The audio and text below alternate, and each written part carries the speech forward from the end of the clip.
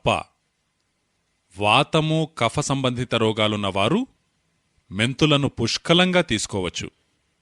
మీకు వాత సంబంధిత రోగాలుంటే, అంటే మోకాళ్ల నొప్పులు, నడున్నొప్పి, భుజాల నొప్పులు, కీళ్ల నొప్పులు, ఇటువంటి ఇబ్బందులుంటే మెంతులను తప్పకుండా తీసుకోండి.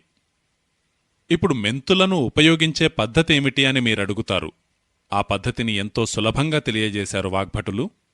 రాత్రికి 1 గ్లాసు గోరువెచ్చని నీటిలోగాని వేడి నీటిలోగాని 1 చెంచా మెంతులు వేయాలి.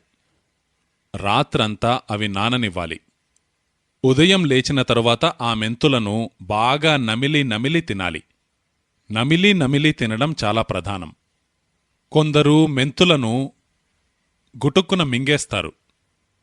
కొందరు పిండి చేసిన మెంతులను ఒకేసారి మింగేస్తారు.